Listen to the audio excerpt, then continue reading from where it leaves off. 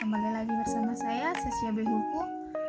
Pada video kali ini saya akan membahas salah satu contoh soal, yaitu dari Tikung Gauss. Dengan soal ini menjelaskan tentang kuat medan listrik. Nah, di mana soalnya yaitu berapa kuat medan listrik di titik P dan gaya yang bekerja pada muatan min 4 dikali 10 pangkat min 8 kolom yang diletakkan di titik P. Nah, bisa dilihat pada gambar di mana untuk nilai Q1-nya itu 20 dikali 10 pangkat 8 kolom, dan Q2 nya itu akan saya gantikan min 5 itu dengan min saya, maka nilai Q2 nya itu min 18 dikali dengan 10 pangkat 8 kolom. Nah, untuk lebarnya itu 10 dari titik P itu 5, untuk keseluruhannya itu 10 cm. Nah, oke, sekarang kita akan masuk di cara penyelesaiannya. Nah, pertama-tama yang kita ketahui itu untuk nilai Q1-nya itu 20 kali 10 pangkat 8 kolom, dan nilai Q2-nya yaitu min 18 kali 10 pangkat 8 kolom, dan untuk P-nya itu 4 dikali dengan 10 pangkat min 8 kolom. Nah, untuk jaraknya atau nilai R kuadratnya itu 5 cm atau sama dengan 5 dikali dengan 10 pangkat 2 meter. Nah, dan sini untuk yang ditanya itu nilai dari E dan F. Nah, pertama untuk penyelesaiannya kita akan kerjakan atau kita mencari nilai E-nya terlebih dahulu. Dimana untuk mencari nilai E-nya itu kita menggunakan rumus dimana E itu sama dengan K dikali Q dibagi R kuadrat.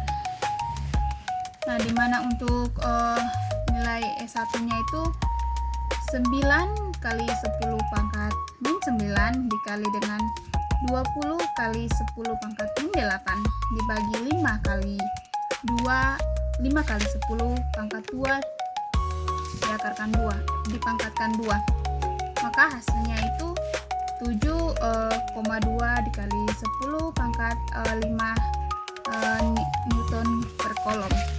Nah, itu merupakan nilai dari E1.